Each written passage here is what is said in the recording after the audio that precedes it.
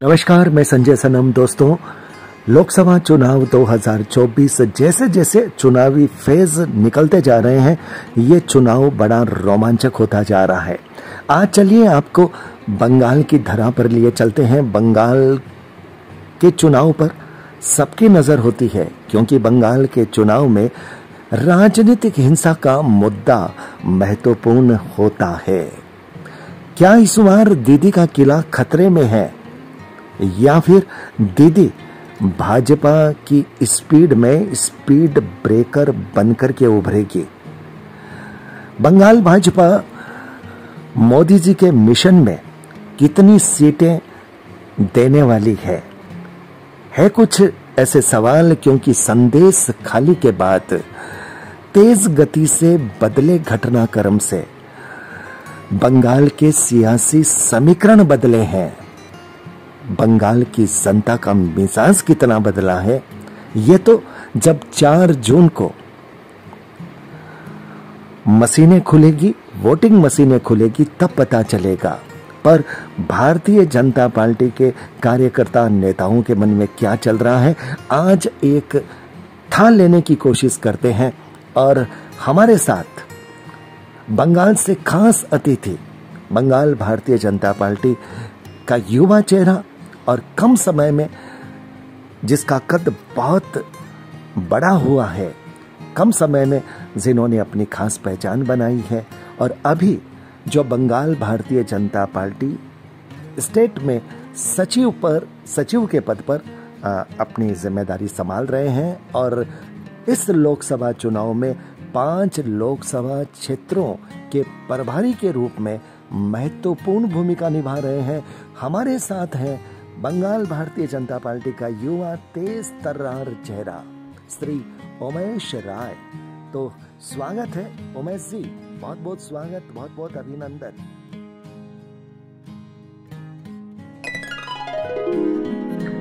नमस्कार, जय श्री राम। जय श्री राम। संजय जी, पश्चिम बंगाल की राजनीतिक परिस्थिति जी जितना इस बार पश्चिम बंगाल के आबो हवा में गर्मी है, इतना ही गर्मी पश्चिम बंगाल की राजनीति में भी है। अच्छा, आप टेम्परेचर की बात कर रहे हैं कि टेम्परेचर भी गर्म है, राजनीति का पारा भी गर्म है। जी जी जी, मुझे ये बताइए उमेश भाई कि सबसे पहले तो ये बताइए कि मोदी जी का जो एक नारा है इस बार, अब की बार 400 पार, 2 चरण का चुनाव हो चुका है। मैं थोड़ा सा अलग सवाल ले रहा हूं, पश्चिम बंगाल से अलग है, लेकिन चूंकि आप भारतीय जनता पार्टी के राजनीति में आप काफी वर्षों से है और जिम्मेदारी पर है, इसलिए मैंने आपसे ये सवाल पूछ रहा हूं कि 2 चरण का चुनाव हो चुका है, मतदाता उदासीन दिखा है, वोट परसेंट काफी कम हुए हैं, यूपी में भी 6%, एमपी में 8%, और कहीं ना कहीं आपके बंगाल में भी इसका कुछ प्रभाव पड़ा होगा। तो इस वोटर की उदासीनता को आप क्या कह रहे हैं? क्या भारतीय जनता पार्टी के लिए नकारात्मक संदेश है ये 2 चरण का चुनाव? मैं पूरे देश के परिप्रेक्ष्य में बोलना मुझे लगता है कि मेरे अधिकार क्षेत्र से बाहर है, लेकिन मैं बंगाल के विषय में आपको ये बता देना चाहता हूँ कि पिछले कई वर्षों की तुलना अगर करते हैं तो इस वर्ष बंगाल में तापमान बहुत बढ़ा है, मौसम बहुत बेरुखा है, तपती हुई गर्मी में। और पश्चिम बंगाल की राजनीति को अगर आप देखते हैं तो पश्चिम बंगाल में पिछले कई दशकों से पश्चिम बंगाल में चुनाव आते ही पश्चिम बंगाल में एक आतंक का माहौल हो जाता है, चाहे आप सेंट्रल फोर्स उतारे या आप आर्मी उतार दीजिए, लेकिन पश्चिम बंगाल में राजनीतिक हिंसा रुकने का नाम नहीं लेता है। एक बात तो तय है कि पश्चिम बंगाल में पिछले 2 चरणों में हुए 6 लोकसभा चुनाव में चुनाव के बाद लोगों का रुझान देखते हुए ये 100% तय है कि 6 की 6 सीटें भारतीय जनता पार्टी के पक्ष में आ रही हैं। उत्तर बंगाल में भारतीय जनता पार्टी ने पिछले दिनों में बहुत अच्छा परफॉर्मेंस किया है, और पिछले लोकसभा चुनाव में भी हम वहां से अच्छी सीटें जीते थे। अभी जिन सीटों पर वहां चुनाव हुई है वो 3 सीटों का चुनाव दोनों चरणों में हुआ है। और मैं आपको बताना चाहता हूं, ये सिर्फ एक बीजेपी का कार्यकर्ता होने के नाते नहीं, पश्चिम बंगाल में अगर आप इंटरनल सर्वे की बात भी करते हैं तो पश्चिम बंगाल के दोनों चरणों में हुए 6 लोकसभा चुनाव में से 6 की 6 सीट भारतीय जनता पार्टी जीत रही है। अब उमेश भाई मैं एक बार आपको थोड़ा सा रोकूंगा इस बात को लेकर कि आपने एक शब्द का प्रयोग किया, राजनीतिक हिंसा, जिसके लिए बंगाल जाना जाता है। तो अतीत की बात आपने की, वर्तमान में उस राजनीतिक हिंसा के शब्द को हम किस रूप में लें, ये कितना प्रभावी है? बात मैं आपको बताना चाहता हूँ। आप एक साधारणतः एक किसी भी विषय को देख लीजिए, आप किसी जानवर, किसी पशु को भी अगर आप जोर से 2-3 बार अगर मार दिए हैं तो वो फिर अगली बार आपको देखते ही वो दुबक जाता है। पश्चिम बंगाल की राजनीति में 2 मई 2021 के बाद जो पोस्ट पोल वायलेंस हुआ, उसमें जिस तरीके से भारतीय जनता पार्टी के कार्यकर्ताओं को, नेताओं को, उम्मीदवारों को जिस तरीके से उनके ऊपर हिंसा की गई, मैं आपको थोड़ा फ्लैशबैक में ले जाना चाहता हूं। अगर आपके पास मोबाइल है तो आप गूगल सर्च कर लीजिए, यूट्यूब खोल लीजिए, 2 मई 2021 खोल के देखिए। ऐसा लग रहा था जैसे भारत पाकिस्तान का बंटवारा हुआ है और लोग एक दूसरे को काट रहे हैं, ऐसी स्थिति। जेसीबी लगाकर बीजेपी के हजारों कार्यकर्ताओं के घरों को ढा दिया गया, उनके खेतों को जला दिया गया, मकानों को तोड़ दिया गया, दुकानों को आमन लूट लिया गया। हजारों की संख्या में बीजेपी के कार्यकर्ता दूसरे प्रदेशों में भागने को, पलायन करने को मजबूर हुए और ये सब कार्यकर्ता घर जब लौटे तो टीएमसी को जुर्माना देकर, माफी मांगकर, कान पकड़कर उठा बैठ करके और ये कह के मैं जीवन में कभी बीजेपी नहीं कहूंगा, इस तरह का उनको आश्वस्त करने के बाद ये जो लोग वापस अपने घर लौटे हैं, जो भाजपा के कट्टर समर्थक है, वो भी सार्वजनिक रूप से भारतीय जनता पार्टी करने में उनको आज भी डर लग रहा है। ये तो पश्चिम बंगाल की ये लड़ाकू माटी है जिसने स्वतंत्रता संग्राम में देश में सबसे बड़ी भूमिका निभाई। ऐसे क्रांतिकारियों की माटी है कि इतना संघर्ष करने के बाद, इतना मार खाने के बाद, इतना प्रताड़ित होने के बाद भी बीजेपी के कार्यकर्ता अपने कंधे पर कमल का निशान लेकर मोदी जी की जय जयकार करते हुए फिर उसी जोश के साथ, जिस जोश के साथ 2021 में लगे थे, उसी जोश के साथ 2024 में लगे हैं।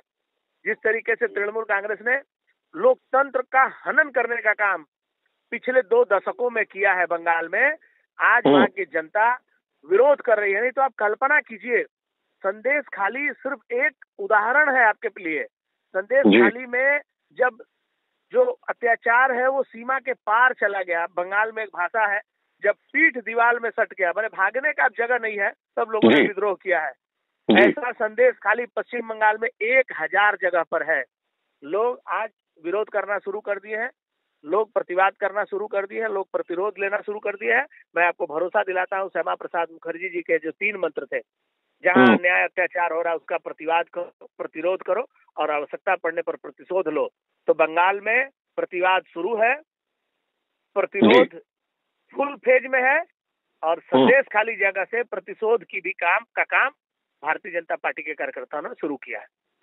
उमेश भाई मुझे एक बात बताइए, ये जो राजनीतिक हिंसा का आपने जो चित्रण किया 2021 के उस दौर का, 2 मई 2021 आपने जो वो तारीख बताई, उस तारीख के बाद आज जब हम 2024 में हैं, चुनाव चल रहे हैं, आप बोल रहे हैं कि दहशत का माहौल है, उसके बावजूद भी कार्यकर्ता खड़ा है, तो क्या कहीं सरकार की मशीनरी की वजह से लोगों के मन में आत्मविश्वास आया है? क्या आपको लगता है कि वोटिंग में जो आपका आरोप है हेरा फेरी का और का, वो इस बार कम होगा या नहीं होगा? देखिए, निश्चित तौर पर हेरा फेरी को रोकने के लिए और राजनीतिक हिंसा को रोकने के लिए जब कहीं पर कोई घटना घट जाती है तो उस घटना से शिक्षा लेते हुए वहां के संबंधित अधिकारी कार्रवाई करते हैं। 2021 के चुनाव में भी सेंट्रल फोर्स उतरे थे, लेकिन सेंट्रल फोर्स होने के बावजूद भी हिंसा हुई।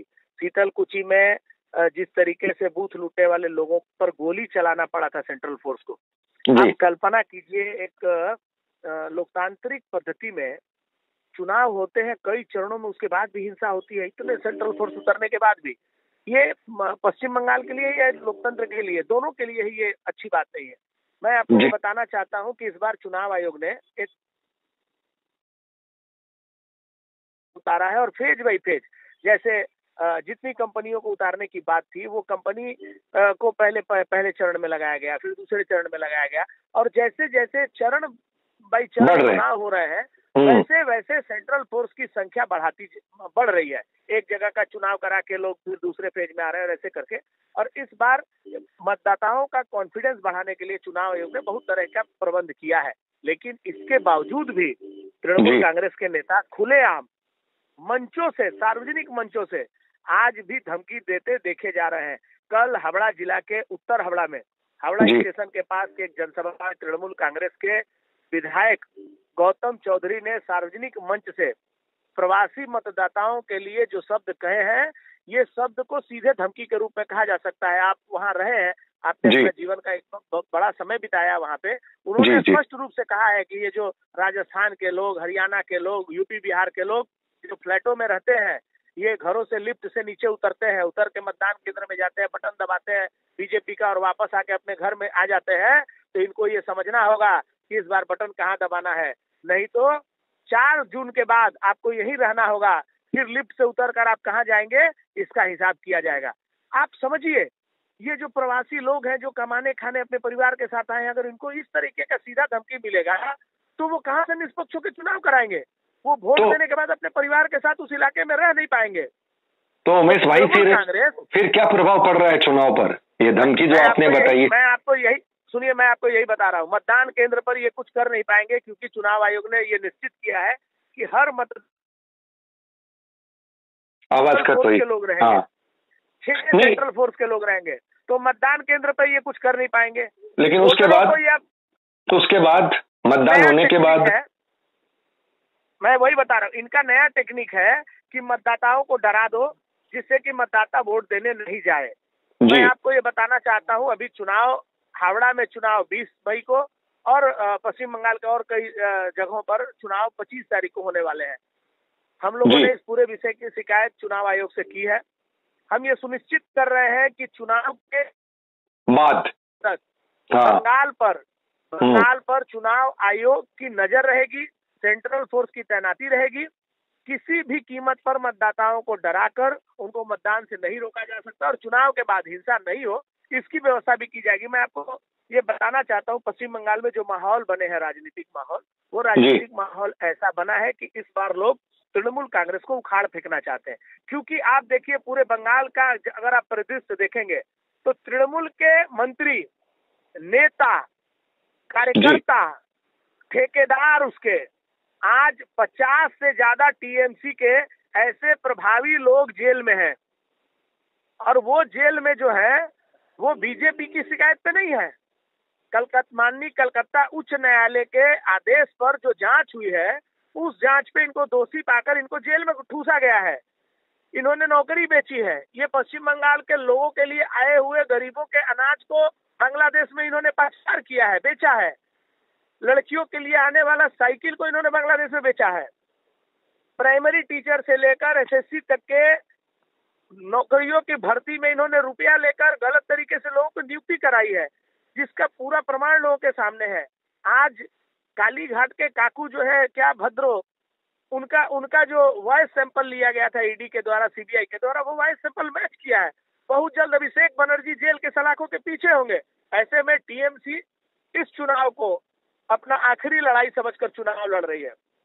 किसी भी कीमत पर उनको जीतना है। और पश्चिम बंगाल की जनता ने तृणमूल कांग्रेस को नकार दिया है। संदेश खाली की घटना के बाद से पश्चिम बंगाल की महिलाओं को ऐसा लगता है कि संदेश खाली की घटना के पीछे जो ये बार बार लक्खी भंडार बोलते हैं, महिलाओं को 500 रुपया देकर और 1000 रुपया देकर, और उसके बाद उनके इज्जत के साथ खिलवाड़ करना, उनके जमीन पर कब्जा कर लेना, दखल कर लेना, महिलाओं का शोषण करना, उनके परिजनों के ऊपर अत्याचार करना, ये बंगाल की जनता बर्दाश्त नहीं करेगी।